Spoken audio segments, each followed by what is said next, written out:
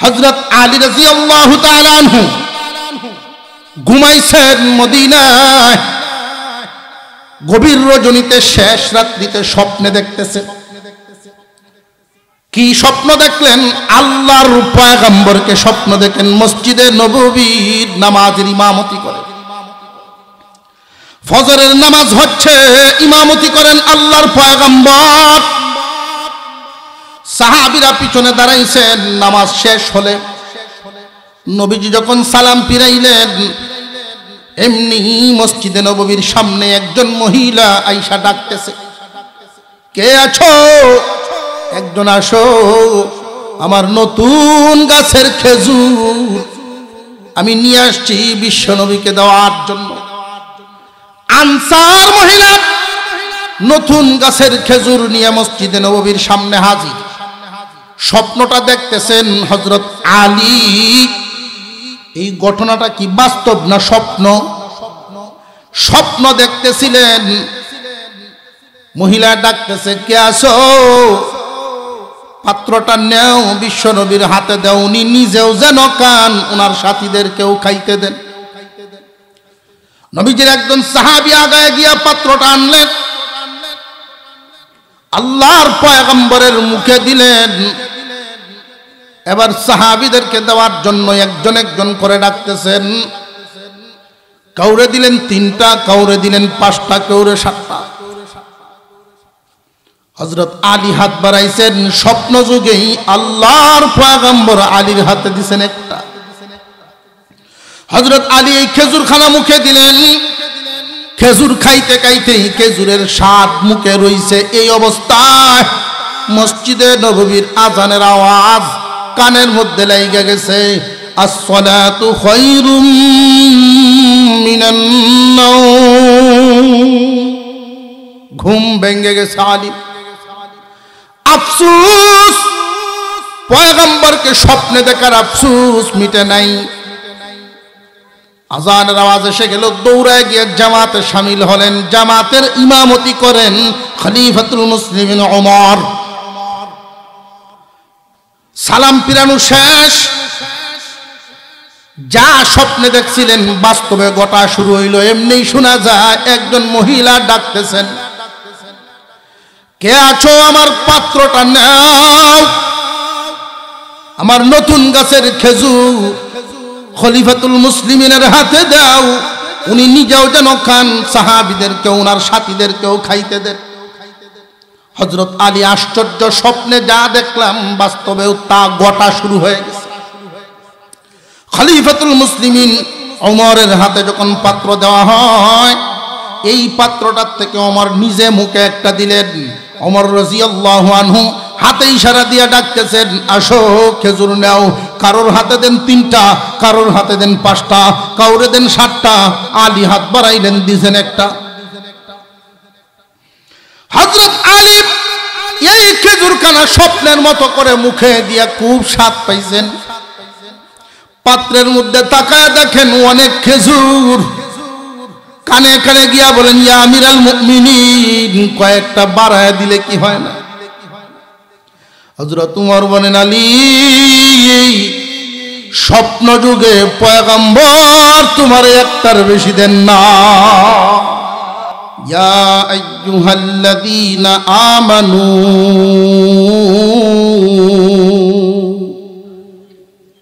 হে ঈমানদারেরা,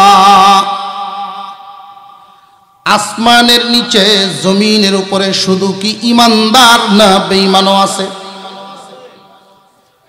আল্লাহ পাক রব্বুল আলামিন ইয়া আইয়ুহান নাস বলেন নাই, মানব জাতি বলেন নাই, মানব সম্প্রদায় বলেন নাই।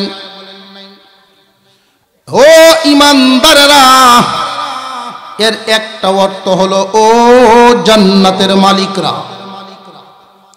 ঈমান নামক দৌলত তোমার সাথে আছে। কিয়ামতের কঠিন ময়দানে অনেক মানুষ বাম হাতে আমলনামা নিয়ে দাঁড়াইবে, অথচ দুনিয়াতে তারা মুমিন হিসেবে পরিচিত ছিল। ডান হাতে আমলনামা দিয়ে নিয়ে যারা দাঁড়াবে তারা জিজ্ঞাসা করবে, ও অমুক ভাই, তুমি না মুসলমানের সন্তান ছিলা? তুমি না মুমিনদের সমাজে বসবাস করতা, আজকে বাম হাতে আমল নামা নিয়া কাফেরদের সাথে দাঁড়াইলা কেন? মানুষগুলো আফসোসের সাথে বলতে থাকবে, যদিও দুনিয়ার জমিনে মুমিনের ঘরে জন্ম নিয়েছিলাম, আমার কথা এবং কাজ কাফেরদের মতো ছিল। আমার কথা এবং কাজ কাফেরদের সাথে সাদৃশ্য থাকার কারণে শয়তান খুব সহজেই আমাকে ধোঁকা দিয়া দুনিয়া ছাড়ার সময় ঈমান হারা করে ফেলছে। ঈমান নামক দৌলত আমার সাথে আনতে পারি না, এই কারণে বাম হাতে আমল নামা নিয়া কাফেরদের সাথে দাঁড়াইছি। ঈমান ছাড়া যারা দুনিয়া ছাড়বে চিরস্থায়ী জাহান্নামী বলে ঘোষিত হবে। আল্লাহ পাক ডাক দিয়া বলেন, আমার মায়ার ঈমানদার বান্দারা, এক নাম্বার সবক তোমরা খেয়াল রাখবা, শয়তান যেন তোমাদেরকে ধোঁকায় ফেলতে না পারে। প্রথম নাম্বার সবক ঈমানদারের জন্য আল্লাহ বলেন, ইত্তাকুল্লাহ, আল্লাহকে ভয় করো। আল্লাহকে ভয় করো, তাহলে আল্লাহর রহমত তোমার পাশে থাকবে। আল্লাহ রব্বুল আলামিন শয়তানের ধোঁকা থেকে তোমার হেফাজত করবেন। আল্লাহকে ভয় করে জীবন যাপন করো। আমরা এখানে যারা আছি, আমরা আল্লাহকে ভয় করিনি না করি না? আমি একটু দেখতে চাই কে কে আল্লাহকে ভয় করি, একটু হাত তুলে দেখান তো দেখি। সুবহানাল্লাহ, মাশাআল্লাহ। আমরা শুধু হাত উঠাইছি তা না, এই কথা যদি বাংলাদেশের সমস্ত মুসলমান নরনারীকে জিজ্ঞাসা করা হয় যে কে কে আল্লাহকে ভয় করেন, হাত তুলেন তো, সকলেই হাত তুলবে।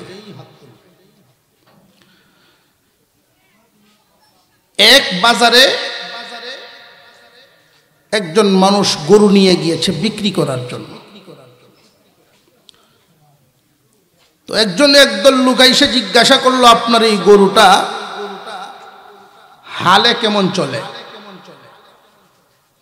শুইলে তোলা যেত না, হালে জুড়লে কি করে? শুয়ে পড়ে। যারা হাল চাষের জন্য গরু কিনবে ওরা কি নিবেই গরু? আরেক দল আসছে, আপনার এই গরু দুধ কেমন দেয়? আমি জানি না।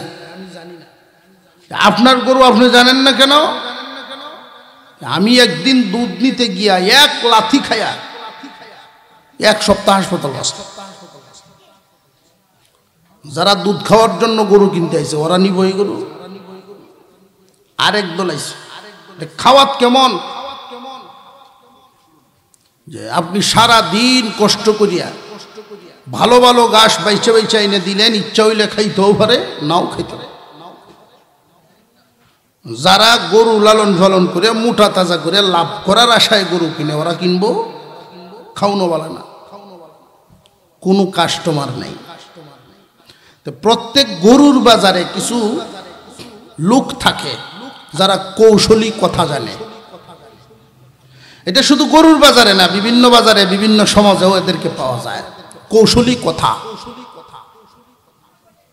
কৌশলী কথা কেমন? একটা উদাহরণ দিলে বুঝবে। আমার চাচা এক গরু আনছে দুধ খাওয়ার জন্য।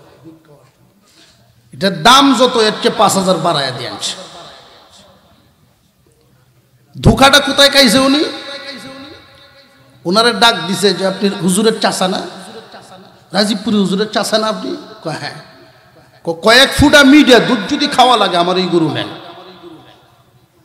কয়েক ফুটা মিডিয়া দুধ খাওয়ার আশায় ৫,০০০ বাড়াইয়া দিয়ে আনছে। পরের দিন আমার চাচা এই যে টানা টানলো, এইভাবে ১০০ টাকার উপরে দুধ হয় না। আমার চাচা তো খুব খেপছে,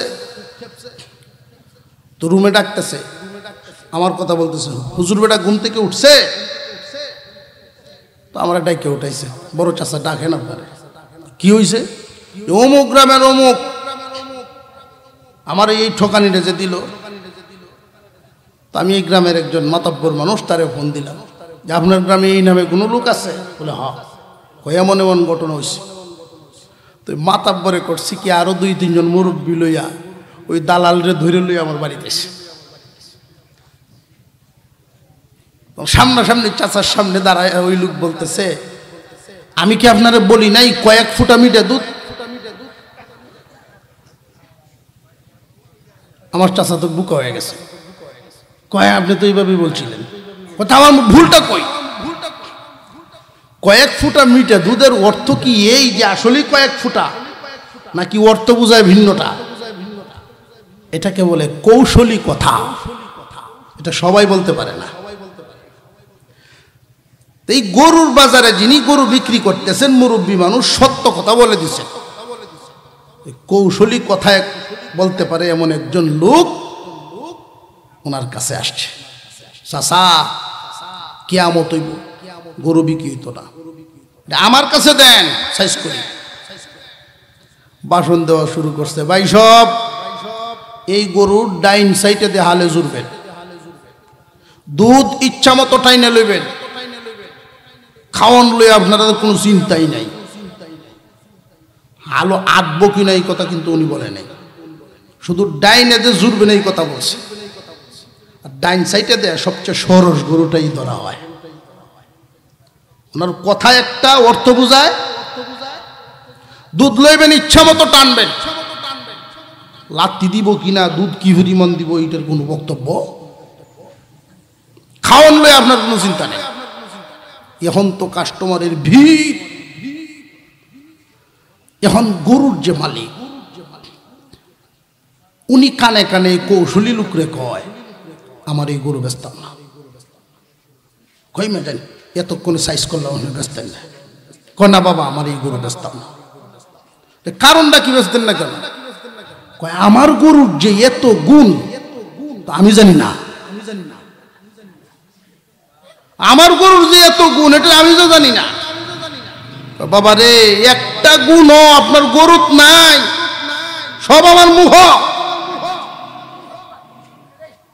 সব আমার মুখ। ঘটনা বলার উদ্দেশ্য মুসলমান ভাইয়েরা আমার,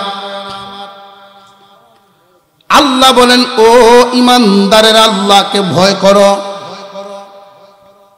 আল্লাহকে ভয় করি বলে হাত আমরা উঠাইছি, শুধু আমরা না, দেশের সব মুসলমানই উঠাইব। আল্লাহর ভয় আমাদের মুখে আছে, অন্তরে নাই, আমাদের বুকে নাই। যেই জামানার মানুষ আল্লাহকে ভয় করে এই জামানায় সুদ থাকে না, ওই জামানায় বেপর্দা থাকে না, বেনামাজি থাকে না। যেই এলাকার মানুষ আল্লাহকে ভয় করে ওই এলাকার মানুষগুলোর অবস্থা হবে এমন, জুমার নামাজে যেই পরিমাণ মুসল্লি ফজরের নামাজে সেই পরিমাণ হবে। কথা বুঝে আসতেছে? জুমার নামাজে যেই পরিমাণ মুসল্লি হয় ফজরের নামাজে ওই পরিমাণ মুসল্লি হওয়ার কথা। আল্লাহকে যদি একজন মানুষ সত্যি ভয় করে, এই মানুষটা কি সুদ খাইতে পারে? বিবি স্ত্রী উপযুক্ত মেয়েদেরকে বেপর্দায় ছাড়তে পারে না। আল্লাহর ভয়টা শুধু মুখে আছে, আমাদের অন্তরে নাই। এই অবস্থায় শয়তান তো আমাদের খুব কাছে ভিড়ে যায়। যে কোন সময় আমার আপনার ঈমান হুমকির মুখে আছে, শয়তান থাবা দিয়ে নিয়ে যেতে পারে। কাফেরদের পিছনে শয়তান লাগে না, কারণ লাগার দরকার নাই। মাল তাকে যেখানে চুর ডাকাত যায় সেখানে। ঈমান নামক দৌলত আপনি আমার ভিতরে, এই ঈমান নামক দৌলতের পিছনে শয়তান বড় পেরেশান। এই ঈমানকে লুণ্ঠন করার জন্য খুব মনোযোগ দিয়ে শুনবেন, আল্লাহর হুকুম আহকাম পরিপূর্ণভাবে আদায় করতে মনে যদিও চায়, শয়তানের দুকায় পারি না। একজন মানুষ আল্লাহর হুকুম মতে চলতে পারে না, মনের হুকুমে চলে। আল্লাহ বলেছেন গান শুনবা না, মনে চায় শুনতে, মনের কথায় গান শুনে। আল্লাহ বলেছেন নামাজ পড়ো, মন চায় না নামাজ পড়তে, মনের কথায় নামাজ পড়ে না। আল্লাহর গোলামি বাদ দিয়া যখন মানুষ নফসের গোলামি শুরু করে দেয়, আল্লাহ রাব্বুল আলামিন প্রথম সবকটা দিলেন ইত্তাকুল্লাহ, আল্লাহকে ভয় করো। আল্লাহকে ভয় করার অবস্থা হলো এমন, উবাই ইবনে কাব রাদিয়াল্লাহু তাআলা আনহু আল্লাহর পয়গম্বরের একজন সাহাবী ছিলেন। হযরত উমর ফারুক রাদিয়াল্লাহু তাআলা আনহু যেই সময় খলিফাতুল মুসলিমিন রাস্তা দিয়ে হাঁটতেছেন মক্কা এবং মদিনা উভয় এলাকার নেতৃস্থানীয় লোকেরা ওনার সাথে যাচ্ছিলেন মরুভূমি পাড়ি দিয়ে।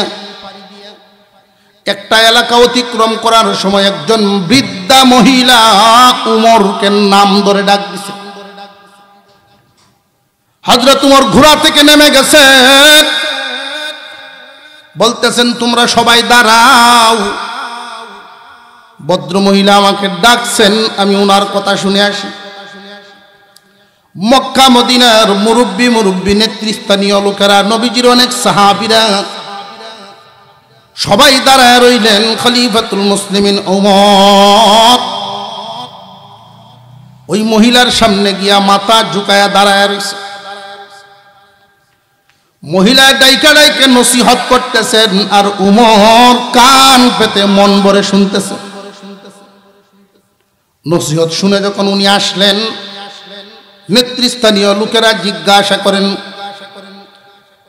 ইয়া আমিরাল মুমিনিন, মক্কা মদিনার নেতৃস্থানীয় লোকদেরকে দাঁড় করায়া একজন মহিলা ডাকে আপনি গিয়া হাজির হয়ে গেলেন, সামনে এতক্ষণ দাঁড়ায় দাঁড়ায় তার নসিহত শুনলেন। কে উনি কি? উনার পরিচয় তো আমরা কেউ জানি না গো উমর। উমর রাদিয়াল্লাহু তাআলা আনহু বলেন, ওগো আল্লাহর পয়গম্বরের সাহাবীরা, এই মহিলা যদি আমাকে বলতেন উমর রে 5 ওয়াক্ত নামাজের সময় শুধু পাইবা, বাকি 24 ঘন্টা আমার সামনে দাঁড়ায়া থাকবা, তবু আমি তার সামনে 24 ঘন্টায় দাঁড়ায়া থাকতাম, পাও নাড়ানোর সাহস আমার নাই। এই মহিলা এমন একজন নারী, আল্লাহর পয়গম্বরের দরবারে আসছিলেন নালিশ নিয়া। আমি তখন সেখানে বসা ছিলাম। ওই মহিলা যেই দিন আসছিলেন নবীজির দরবারে নালিশ নিয়ে আসার পরে আল্লাহ পাক রব্বুল আলামিন এই মহিলার নালিশের জবাবে কোরআনের আয়াত নাজিল করে দিয়েছিলেন। ওই মহিলার কদর কম না, ওই দিন থেকে তার প্রতি মর্যাদা আমার এত বেড়ে গেছে, যার জবানের উপর, যার আপত্তির উপর আল্লাহ আয়াত নাজিল করেন, এই মানুষের দাম কম না, অনেক বেশি। এবার তারা জিজ্ঞাসা করেন, উনি আপনাকে কি বললেন? এই মহিলা আমারে নসিহত করে দিয়েছেন। নসিহত কি নসিহত করলেন? আমাদেরকে কি শুনাইবেন? খলিফাতুল মুসলিমিন ওমর বলেন, উনি আমারে বলছেন, উমর খলিফা হইছো, একটা কথা সব সময় মনে রাখো, আল্লাহর ভয় যদি দিলের ভিতরে রাখতে পারো আর কোনো ভয় থাকবে না। আল্লাহর ভয় যার দিলের ভিতরে থাকবে, তার দিলের ভিতরে অন্য কোনো ভয় ঢোকার জায়গা পাবে না। যার ভিতরে আল্লাহর ভয় থাকবে না, দুনিয়ার সকল ভয় তার ভিতরে জায়গা নিবে। আল্লাহর ভয় নাই যার ভিতরে, সন্তান হারাবার ভয় থাকবে, মাল হারাবার ভয় থাকবে, সম্মান হারাইবার ভয় থাকবে, পদ পদবি হারাইবার ভয় থাকবে, বহু ধরনের ভয় তারা ঘিরে রইব। আর যার ভিতরে আল্লাহর ভয় থাকবে, পৃথিবীর কোনো ভয় তার অন্তরে কাজ করবে না। হযরত উমর মজলিসের মধ্যে বসে জিজ্ঞাসা করে ফেললেন, নবীর সাহাবীরা, তোমাদের মধ্যে কি কেউ আসনি এই শব্দের ব্যাখ্যা আমারে বুঝায় দিবা? আল্লাহ যে বললেন ইত্তাকুল্লাহ, আল্লাহকে ভয় করার জন্য, কিভাবে জীবন যাপন করলে আল্লাহকে ভয় করা হয় আমার একটু বুঝায় দাও। নবীজির সাহাবীরা কেউ উঠে দাঁড়ান না, কেউ বলতেছেন না, কারণ আল্লাহর নবীর সাহাবী উমরের ভয় অন্তরে কি কম আছে? উমরের মর্যাদা কি কম না অনেক বেশি? খলিফাতুল মুসলিমিন উমর, আল্লাহ পাক উনার মর্যাদা কেমন বাড়াইছেন। উনার খেলাফত আমলে হযরত আলী রাদিয়াল্লাহু তাআলা আনহু ঘুমাইছেন মদিনায়। গভীর রজনীতে শেষ রাত্রিতে স্বপ্নে দেখতেছেন। কি স্বপ্ন দেখলেন? আল্লাহর পয়গম্বরকে স্বপ্ন দেখেন মসজিদে নববীর নামাজের ইমামতি করে। ফজরের নামাজ হচ্ছে, ইমামতি করেন আল্লাহর পয়গম্বর। সাহাবীরা পিছনে দাঁড়াইছেন। নামাজ শেষ হলে নবীজি যখন সালাম ফিরাইলেন, এমনি মসজিদে নববীর সামনে একজন মহিলা আয়েশা ডাকতেছে, কে আছো? একজন আসো, আমার নতুন গাছের খেজুর আমি নিয়ে আসছি বিশ্ব নবীকে দেওয়ার জন্য। নতুন বাসায় যদি কেউ উঠে, একজন বরকতি মানুষকে নিয়ে পা ফেলা হয়। নতুন গাছে কিছু যদি হয়, বরকতি মানুষকে খানা খাওয়ানো। প্রথম বেতন পায় বা বিদেশ থেকে কেউ পাঠায়, মসজিদে দেয়, মুসল্লিদেরকে দেয়, আলেম ওলামাদেরকে, বরকতি মানুষদেরকে দেয়। এটা এই জামানার প্রচলন না, বিশ্ব নবীর জামানার। আনসার মহিলা নতুন গাছের খেজুর নিয়ে মসজিদে নববীর সামনে হাজির। স্বপ্নটা দেখতেছেন হযরত আলী। এই ঘটনাটা কি বাস্তব না স্বপ্ন? স্বপ্ন দেখতেছিলেন। মহিলা ডাকতেছে, কে আছো? পাত্রটা নেও, বিশ্ব নবীর হাতে দাও, উনি নিজেও যেন খান, ওনার সাথীদেরকেও খাইতে দেন। নবীজির একজন সাহাবী আগায় গিয়া পাত্রটা আনলেন, আল্লাহর পয়গম্বরের মুখে দিলেন। এবার সাহাবীদেরকে দেওয়ার জন্য একজন করে ডাকতেছেন। কাউরে দিলেন 3টা, কাউরে দিলেন 5টা, কাউরে 7টা। হযরত আলী হাত বাড়াইছেন। স্বপ্ন যুগেই আল্লাহর পয়গম্বর আলীর হাতে দিছেন একটা। হযরত আলী এই খেজুর খানা মুখে দিলেন। খেজুর খাইতে খাইতেই খেজুরের স্বাদ মুখে রইছে। এই অবস্থায় মসজিদে নববীর আজানের আওয়াজ কানের মধ্যে লাইগা গেছে, আসসালাতু খায়রুম মিনান নাওম। ঘুম ভেঙে গেছে আলী। আফসোস, পয়গম্বরকে স্বপ্নে দেখার আফসোস মিটে নাই। আজানের আওয়াজ এসে গেল, দৌড়ায় গিয়ে জামাতে শামিল হলেন। জামাতের ইমামতি করেন খলিফাতুল মুসলিমিন ওমর। সালাম ফিরানো শেষ। যা স্বপ্নে দেখছিলেন বাস্তবে গোটা শুরু হইল। এমনি শোনা যায় একজন মহিলা ডাকতেছেন, কে আছো? আমার পাত্রটা নাও, আমার নতুন গাছের খেজুর খলিফাতুল মুসলিমিনের হাতে দাও, উনি নিজেও যেন খান, সাহাবীদেরকেও ওনার সাথীদেরকেও খাইতে দেন। হযরত আলী আশ্চর্য, স্বপ্নে যা দেখলাম বাস্তবেও তা গোটা শুরু হয়ে গেছে। খলিফাতুল মুসলিমিন ওমরের হাতে যখন পাত্র দেওয়া হয়, এই পাত্রটার থেকে ওমর নিজে মুখে একটা দিলেন। ওমর রাদিয়াল্লাহু আনহু হাতে ইশারা দিয়ে ডাকতেছেন, আসো খেজুর নাও।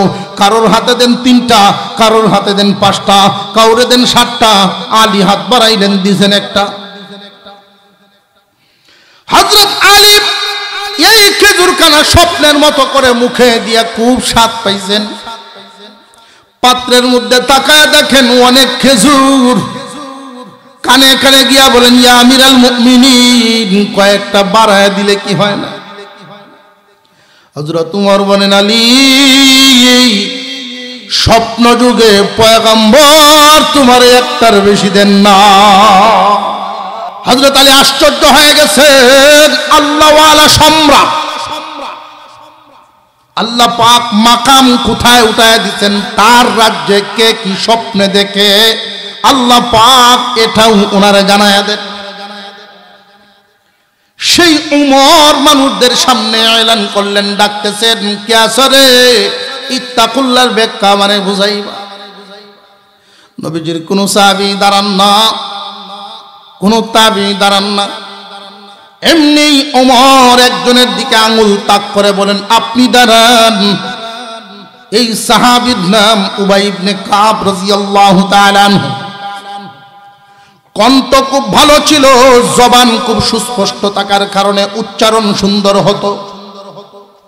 আল্লাহর পয়গম্বরের সামনে সব সাহাবীরা কোরআন পড়তে পারতেন না, ভয় পেতেন। যার উপর আল্লাহর কালাম নাযিল হয়েছে তার সামনে কেমনে তিলাওয়াত করি, এত বড় দুঃসাহস কেউ করতেন না। নবীজি সাল্লাল্লাহু আলাইহি ওয়াসাল্লাম হঠাৎ করে একদিন উবাই ইবনে কাবের পিছনে দাঁড়ায় দাঁড়ায় কোরআন তিলাওয়াত শুনতেছিলেন। হযরত উবাই কোরআন তিলাওয়াত করতেছেন। যেই মাত্র উবাই ইবনে কাব রাদিয়াল্লাহু আনহু আন্দাজ করলেন পিছনে কেউ দাঁড়িয়ে আছেন, উনি ঘুরে দেখায় দেখেন বিশ্ব নবী দাঁড়ায় আছেন, তিলাওয়াত বন্ধ করে দিয়েছেন। আল্লাহর নবী বলেন, উবাই তিলাওয়াত করো। উবাই ইবনে কাব বলেন, ইয়া রাসূলুল্লাহ, আপনার সামনে আল্লাহর কালাম তিলাওয়াত করতে তো ভয় লাগে। আল্লাহর নবী বলেন, আল্লাহ আমাকে আদেশ দিয়েছেন তেলাওয়াত শোনার জন্য। ইয়া রাসূলুল্লাহ, আল্লাহ আদেশ দিয়েছেন। আপনার তো অনেক সাহাবী আছেন যে কার তিলাওয়াত শুনতে পারবেন। আল্লাহ কি আমার নাম উল্লেখ করছেন নাকি যে আমার তিলাওয়াত শোনার জন্য? আল্লাহর পয়গম্বর বলেন, উবাই রে, আল্লাহ তোমার নাম উল্লেখ করে বলছেন তোমার তিলাওয়াত শোনার জন্য। আরো জোরে কোন সুবহানাল্লাহ। হযরত উমর বলেন, উবাই তুমি দাঁড়াও, তোমার তিলাওয়াত বিশ্বনবী শুনছেন, সুতরাং তুমি ব্যাখ্যা দাও। উবাই ইবনে কাব বলেছিলেন, ইয়া আমিরাল মুমিনিন ইত্তাকুল্লাহ, আল্লাহকে ভয় করো। এই শব্দটার উপর আমল হবে এমন ভাবে জীবনযাপন করলে দুনিয়ার জমিনে চলতে ফিরতে এমন কি রাস্তা কখনো দেখছেন যেই রাস্তাটা খুব চিকন হবে, দুনো সাইডে দিয়া কাটার গাছ, দুনো সাইডে কাটার গাছ, রাস্তাটা খুব চিকন, এমন কোন রাস্তা জীবনে চলছেন? ওমর বলেন, হ্যাঁ, রাস্তা যদি এমন হয় খুব সাবধানে কদম বাড়ানো লাগে। উবাই ইবনে কাব বলেন, ঠিক তেমনি একজন ইমানদার প্রত্যেকটা কাজ খুব সাবধানে করবে। এই কাজটাই কি আমার আল্লাহ খুশি না বেজার? চিন্তা করবে আগে, কাজ করবে পরে। যারা চিন্তা করিয়া বেঁচে থাকবে তার অন্তরে আল্লাহর ভয় ঢুকবে।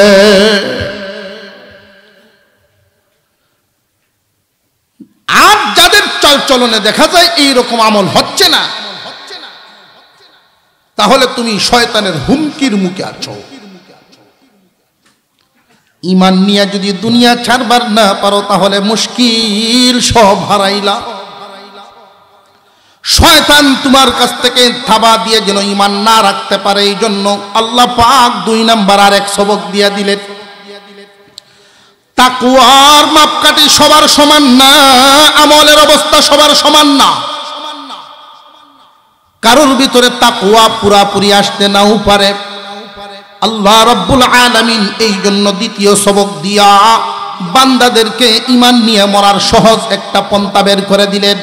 ওয়াকুনু মা'আস সাদিকিন।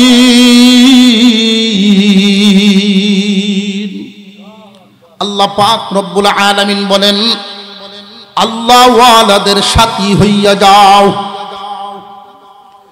যদি দেখো আল্লাহর হুকুম পরিপূর্ণ পালন করতে পারছো না, শয়তানের ধোঁকায় আছো, অন্তরের রোগে আক্রান্ত হয়ে গেছো, অন্তরের রোগে। বান্দাদে, শরীরের রোগ আর অন্তরের রোগ দুইটার মধ্যে অনেক বেশ কম। দুনিয়ার জমিনে যদি আমরা শারীরিকভাবে অসুস্থ হই, পেরেশান হয়ে যাই, কতক্ষণে সুস্থ করার চিন্তা করা যায়? কতক্ষণে ডাক্তারের কাছে যাওয়া যায়? জায়গা বিক্রি, জমি বিক্রি, বাসা বাড়ি বিক্রি করে দিই। কিন্তু অন্তরের রোগ দূর করার কোনো পেরেশানি নাই। খুব সাবধান রে দুনিয়াবাসী, শরীরের রোগের চাইতে অন্তরের রোগ মারাত্মক। শরীরের রোগের চাইতে অন্তরের রোগ মারাত্মক কেমনে? শরীরের রোগে বেশি মানুষ কবরে যাইব, আর অন্তরের রোগে মানুষ জাহান্নামে যাইব। বডির রোগ সারানো অন্তরের রোগ সারানোর চাইতে গুরুত্ব বেশি না, অথচ আমরা এটার গুরুত্বই বেশি দেই। অন্তরের রোগ সারাও, আল্লাহ ওয়ালাদের সাথী হইয়া যাও। যদি দেখা যায় তোমার দ্বারায় আল্লাহর হুকুম অমান্য হয়ে যায়, অনেক হুকুম হাকুমের মধ্যে গফলতি আসতেছে। শরীরের রোগ হইলে জলদি যেমনি ডাক্তারের কাছে যাও, তোমার অন্তর রোগ আক্রান্ত হয়ে গেছে, দেরি করবে না, জলদি জলদি জলদি করে আল্লাহ ওয়ালাদের শরণাপন্ন হও। একখান হাদিস আপনাদেরকে শোনাইছি। নবীজি বলেন, কুন আলিমান আও মুতাআল্লিমান আও মুঈনান আও মুহিব্বান ওয়ালা তাকুন খামিসান। হয়তো সবাই আলেম হও, যদি বাঁচবার চাও জাহান্নাম থেকে, জাহান্নামের আগুন থেকে যদি বাঁচবার চাও, নবীজি 4টা শব্দ ব্যবহার করেছেন। এই 4 দলের কোনো একটা দলে শামিল থাকবা, 5 নম্বরে যাইও না, ফাতুহলিক, ধ্বংস হইয়া যাইবা। কার কথা এটা? বিশ্ব নবীর কথা, সাইয়্যিদিনা মুহাম্মদুর রাসূলুল্লাহ সাল্লাল্লাহু আলাইহি ওয়াসাল্লামের জবান মুবারক থেকে এই কথা। হয়তো আলেম হও, যদি আলেম হইবার না পারো, আও মুতাআল্লিমান, আলেমদের ছাত্র হও। আলেমদের ছাত্র হওয়ার জন্য বয়সের সময় সীমা লাগে না, সারা জিন্দেগি ভর আলেমদের ছাত্র হইয়া কাটাও। ছাত্র আর উস্তাদের একটা সম্পর্ক আছে না নাই? উস্তাদ দেখলে ছাত্র, মুআদ্দব ছাত্র কোনদিন বিড়ি টানবনি না, আওয়াজে বোঝা যায় চলতেছে। উস্তাদ দেখলে কোনদিন ছাত্র সাইকেলের উপরে থাকবো না, দাঁড়ায় যাবো বা নেমে যাবো। উস্তাদ যদি মসজিদের ভিতর থেকে বের হইতে থাকে, মুআদ্দব ছাত্র জুতা ঢিলে দৌড়ে যাইব বাউকরি। আর এই আদবের মাধ্যমে আল্লাহ তার দিল সাফ করে দিলেন, যে দিলের রোগ, মনের রোগ দূর হয়। আমরা উস্তাদ আলেমদেরকে এই উস্তাদের মতো মান মধুরের কথা, সুযোগ পাইলে এমন ভাবে আলেমদের সাথে আচরণ করে, আল্লাহু আকবার। জেনে রাখবেন, ইলম সবাই পায় না, বিরাট বড় এক নিয়ামত। আদম আলাইহিস সালামকে আল্লাহ যেই দিন বানাইছেন, মাটি দিয়ে বানাইছেন আদমের বডি। আদমের বডি রাখছেন এক জায়গায়, ফেরেশতাদেরকে দাঁড় করাইলেন আর এক জায়গায় সামনাসামনি। খুব মনোযোগ দিয়ে শুনবেন পৃথিবীর শুরুর কয়েকটা কথা। আদম এক জায়গায়, ফেরেশতারা আরেক জায়গায়, মাঝখানে আল্লাহ পাক রব্বুল আলামিন হাজির করলেন পৃথিবীর শুরু থেকে নিয়ে কিয়ামত পর্যন্ত যত আসবাবপত্র মানুষ ব্যবহার করেছে আরো করবে, সব জিনিস হাজির।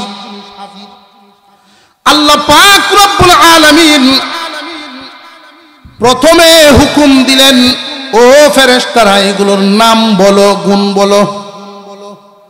ফেরেশতারা বলতে পারেন নাই, অপারগতা প্রকাশ করার পরে আল্লাহ হুকুম দিলেন, আদম এগুলোর নাম এবং সিফত বলে দাও। আদম আলাইহিস সালাম সবগুলোর নাম এবং সিফত বলে দিলেন। আল্লাহ রাব্বুল আলামিন ইলম আদমের ভিতরে ঢুকানোর কারণেই সবগুলোর নাম বলতে পারছেন। আল্লাহ ঘোষণা দিলেন, ফেরেশতারা তোমাদেরকে যদিও নূর দিয়া বানাইছি, আদমকে আমি মাটি দিয়া বানায়, তার ভিতরে ইলিম দিয়া, ইলিমের কারণে সে সম্মানী হয়ে গেছে। সম্মান দিছেন কে? আরো জোরে কর। আল্লাহ সম্মান দিয়ে হুকুম দিলেন, তোমরা তাকে সম্মান জানাও সেজদার মাধ্যমে। আল্লাহর এই হুকুম পালন করার সময় একজনের সেজদা দেয় নাই, তার নাম ইবলিস। এমন লানত হইল এই পর্যন্ত কেউ নাম ইবলিস রাখছে। শুনছ?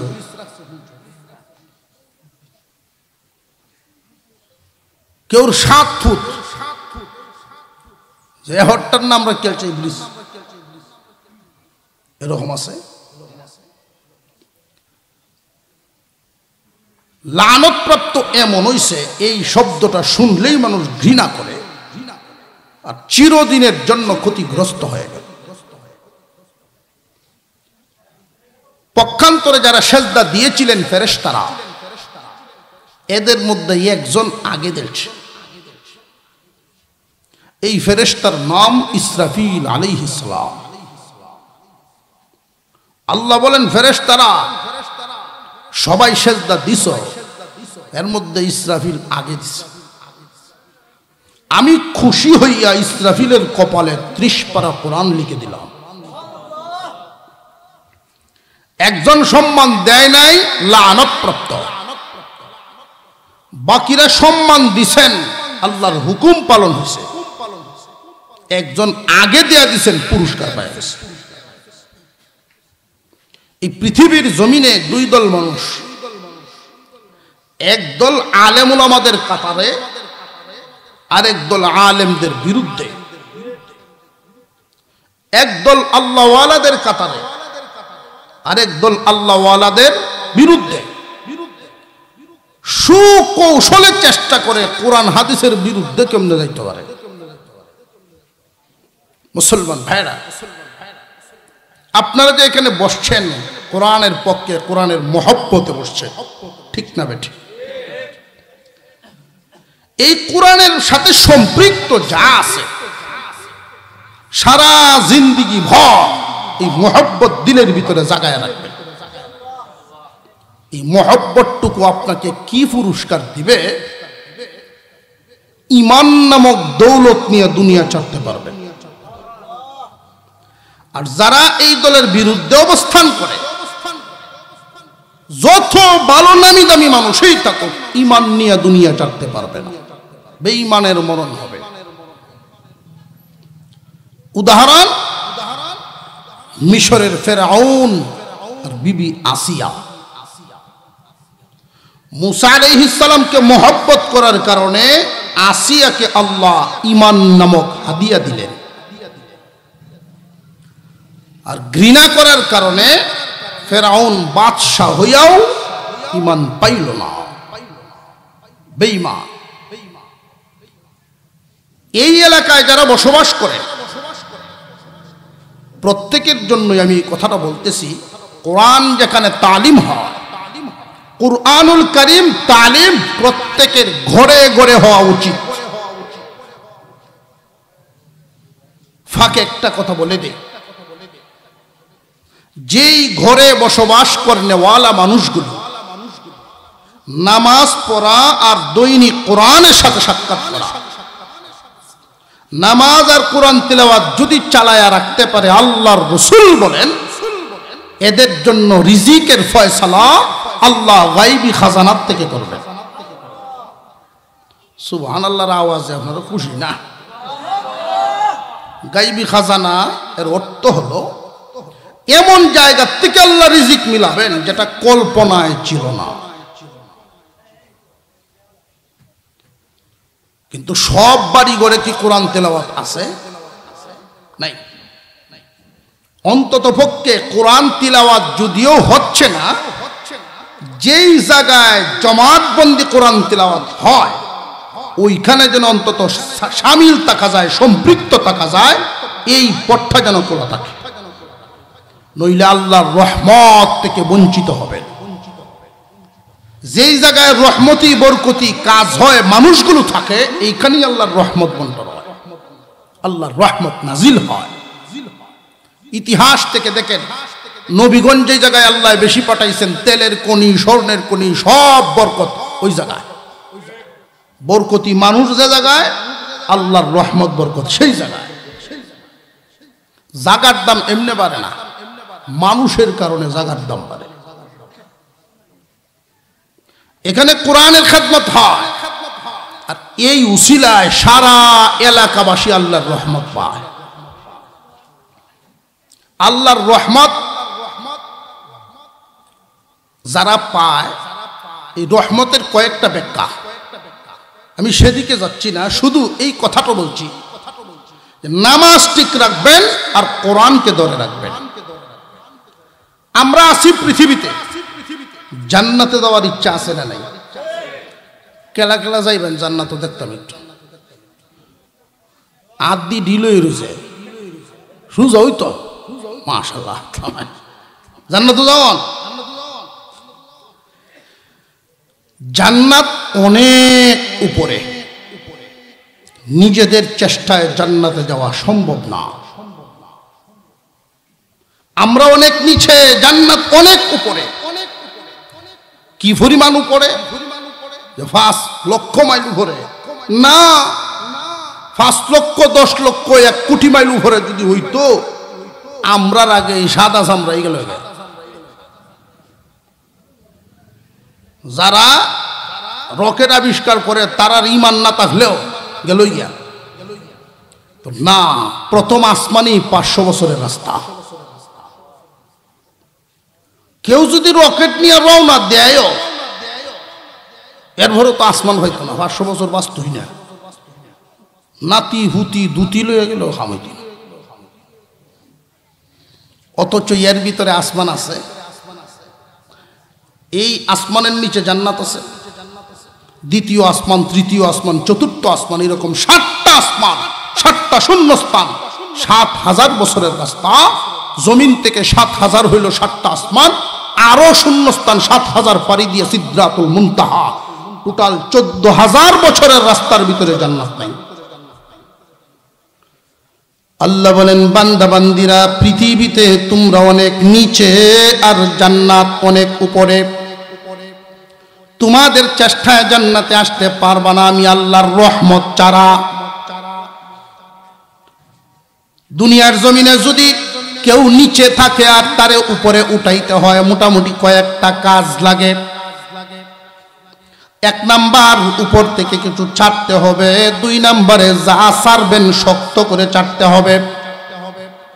3 নাম্বার, নিচ থেকে ধরতে হবে। 4 নাম্বার, উপর থেকে টানতে হবে। 4টা কাজের মাধ্যমে একজন নিচের মানুষকে উপরে উঠানো যায়। ধরেন কুয়ার ভিতরের একটা মানুষ, এই কুয়ার ভিতরের মানুষটারে যদি উপরে উঠাইতে চান, 4 কাজের সমন্বয়। 1 নাম্বার, কিছু একটা ছাড়বেন। 2 নাম্বারে শক্ত করবেন। 3 নাম্বারে নিচ থেকে ধরবে। 4 নাম্বারে উপর থেকে টানবেন। আল্লাহ বলেন, বান্দারা তোমরা অনেক নিচে, জান্নাত অনেক উপরে, নিজেদের চেষ্টায় আসতে পারবা না। এই জন্য আমি আল্লাহ রশি ছাড়লাম, এই রশিটা শক্তও করলাম। ধরবাই শুধু তুমি, টান দিয়া উঠাইব আমি। 4 কাজের 3টাই করছেন আল্লাহ, একটা করবো আমরা, শুধু ধরা। আর আল্লাহর রশির নাম কুরআনুল কারীম। এই কোরআন নামক রশিতে তামাম দুনিয়ার সমস্ত মুফাসসির একমত, ওয়াতাসিমু বিহাবলিল্লাহি জামিআ, এর দ্বারা আল্লাহ কোরআন বুঝাইছেন। কোরআনকে রশি বললেন কেন? নিচ থেকে যদি কাউরে উপরে উঠানো লাগে, মইও তো বলতে পারে। এই মই কারোর উপরে পড়লে ব্যথা পাবে, কিন্তু রশি ফললে ব্যথা পাবে। যায় কই? এই যাওয়ান যেত না? নারে তাকবীর, আস্তে আস্তে। অনেকে আছে নারায়ে তাকবীরের আওয়াজ ভাল লাগে না। আমি এটা বুঝলাম না। জেনে রাখবে, যারা যত ধরনের যুক্তি দিক, মুসলমানের আওয়াজ, নারায়ে তাকবীরের আওয়াজ যত নিচা হবে, বাতিলের আওয়াজ তত উঁচা হবে। আর বাতিলের আওয়াজ যদি নিচা করতে হয়, তোমার আমার আওয়াজ উঁচা করতে হবে। আল্লাহ সহি বুঝদেন বলুন আমিন। এইখানে কোরআনের তালিম হয়। সমস্ত মুসলমানের দায়িত্ব, যাদেরকে আল্লাহ জবান দিয়েছেন, জিহ্বা দিয়েছেন, প্রত্যেকেই কোরআন পড়া। সকলের পক্ষ থেকে এই জায়গায় কোরআন পড়া হয়। এখন এদেরকে দেখাশোনা করার দায়িত্ব সবার উপর আছে না নাই? এই দায়িত্বটা কয়েক ভাবে হবে। নবীজি 4টা ভাগ করছে। প্রথম ভাগ আলেম ওলামারা পড়াইতেছেন, দ্বিতীয় ভাগ এই এলাকার মানুষ আলেমদের ছাত্রর মতো হইয়া থাকা মান্য চিহ্নের ক্ষেত্রে। 3 নাম্বার আও মুঈনান, আলেমদের সাহায্যকারী হওয়া। 4 নম্বরে আও মুহিব্বান, মোহব্বত করনেওয়ালা হওয়া। এইখানে যারা আছেন আমার সামনে, মাইকের আওয়াজ যতদূর যায়, সবাইকে আল্লাহ দুনিয়ার হালত সমান রাখেন নাই। কাউরে ধনী বানাইছেন, কাউরে আবার গরিবী হালতে রাখছেন। যাদেরকে আল্লাহ গরিবী হালতে রাখছেন, নিরাশ হবেন না। আপনি যদি সবরকারী গরিব হয়ে দুনিয়া ছাড়তে পারেন, কিয়ামতের দিন দুনিয়ার ধনীর 500 বছর আগে জান্নাত পাইবেন। অনেক ধনীরা আবার ধন সম্পদ দিয়ে আল্লাহর সন্তুষ্টি অর্জন করতে পারে। সব ধনীরা পারে না। যে সমস্ত মানুষকে আল্লাহ সম্পদ দিয়েছেন, এই সম্পদের মাধ্যমে আল্লাহর সন্তুষ্টি হাসিল করতে পারে। হযরত উসমান রাদিয়াল্লাহু তাআলা আনহু ধনী ছিলেন, উনার সম্পদ দিয়ে আল্লাহর সন্তুষ্টি কিনছেন। মসজিদে নববীর সামনে নবীজির চেহারা মলিন, মনটা ভালো না। হযরত উমর, হযরত আবু বকর, ওসমান, আলী 4 জন হাজির। অগণবিজি, কে আপনারে কষ্ট দিল? আল্লাহর পয়গম্বর বলেন, উসমান, তুমি কি পারবে আমার কষ্টটা দূর করে দিতে? কি সমস্যা বলেন? এই মদিনায় একটা পানির কুয়া, এই কুয়ার মালিক একজন ইহুদি। আজকে সকালে নিষেধ করে দিয়েছে, কোন মুসলমান এই কুয়া থেকে পানি নিতে পারবে না। উসমান রে, তুমি কি পারবে তোমার মাল দিয়ে এই কুয়া কিনে দিতে? উসমান রাদিয়াল্লাহু আনহু একটু লাজুক প্রকৃতির ছিলেন, জুরে হাঁটতেন না পর্যন্ত। কিন্তু ওই দিন নবীজির অনুমতি নিয়ে এত সজোরে এক দৌড় দিলেন, মদিনার মানুষ তাকায়া রইছে অবাক হয়ে। উসমান তো জীবনে এইভাবে দৌড় দেয় না। দৌড়ায়া ইহুদির বাড়ির সামনে গিয়া ডাকতেছে, তুমি বাড়ি সামনে আসছে, কি ব্যাপার? তোমার এই কুয়াটা আমার বড় দরকার, আমার কাছে বিক্রি করো। এই কুয়ার দাম ধরেন 10টা বা সর্বোচ্চ 20টা খেজুর গাছের দাম হবে সর্বোচ্চ। উসমানের দরকার এই সুযোগে ইহুদি বলল, তোমার যে 300 খেজুর গাছের বাগান, 300 খেজুর গাছের একটা বাগান আছে, ওই বাগানটা যদি আমার নামে লিখে দাও, তোমার নামে এই কুয়া লিখে দিব। হযরত উসমান বলেন, পদ্ধতি চালু করো, আমি রাজি আছি, ব্যবস্থা করো।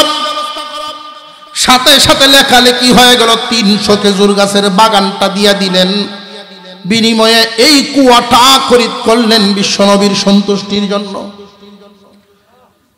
বেচা কেনা শেষ। উসমান রাদিয়াল্লাহু তাআলা আনহু বলেন, আমার মন শান্তি হয়ে গেছে কুয়াটা কিনতে পেরে। বেচা কেনার সময় উপস্থিত হয়ে গেছেন আশপাশের কয়েকজন মানুষ। দূর থেকে একজন জিজ্ঞাসাই করে ফেলছেন, ওগো উসমান, এত চড়া দাম দিয়ে এই কুয়াটা কেন কিনলা? হযরত উসমান ওই দিন বলেছিলেন, তোমরা জানো না এই মুহূর্তে যদি আমার সমস্ত সম্পত্তি দাবি করত, তবু আমি দিয়া হইলেও ওই কুয়াটা কিনতাম। কারণ বিশ্ব নবীর সন্তুষ্টি, আল্লাহ সন্তুষ্টি। এই কুয়া কিনে নবীজির সামনে নিয়ে পেশ করে দিলেন, আমি এই কুয়া আপনাকে হাদিয়া দিয়ে দিলাম গো নবীজি। আল্লাহর পয়গম্বর পানি পান করার জন্য সারা মদিনাবাসীকে আম করে দিলেন। শুধু মুসলমান না, সবাই পানি পান করতে পারবে। উসমানের জন্য সুসংবাদ দিলেন, উসমান রে, আল্লাহ মাল দেন অনেক রে, কিন্তু এই মাল দিয়ে আল্লাহর সন্তুষ্টি সবাই কামাইতে পারে না। অনেক মানুষ এই মালওয়ালা হওয়ার কারণে, বেশিরভাগ ধনীরাই মালের কারণে গুনার কামের সাথে সম্পৃক্ত হয়। খুব কম মানুষ এই মাল দিয়া আল্লাহর সন্তুষ্টি করিত করতে পারে। উসমান কিয়ামতের দিন আমারে আল্লাহ যেইভাবে একটা হাউজে কাউসার দিবেন, তোমারেও ছোট্ট একটা কুয়া দিবেন, তুমি পান করবা, তোমার পরিচিত বন্ধু বান্ধব আত্মীয় স্বজনরে পানি পান করাইবা। মুসলমান ভাই, যাদেরকে আল্লাহ মাল দিছেন তাদের হালত একটা, যাদেরকে মাল দেন নাই তাদের হালত একটা। এই এলাকায় যারা বসবাস করে, প্রথম কথা হলো সকলের দায়িত্ব ওই মাদ্রাসার জন্য দোয়া করা, এটা হলো সকলের দায়িত্ব। 2 নাম্বার কাজটা হইল যাদেরকে আল্লাহ মাল দিছেন তাদের জন্য কিছু করণীয়। হুজুর আমার কাছে বলছেন প্রতি বছর 72 বস্তা চাল লাগে, বোর্ডিং চালাই দেয়।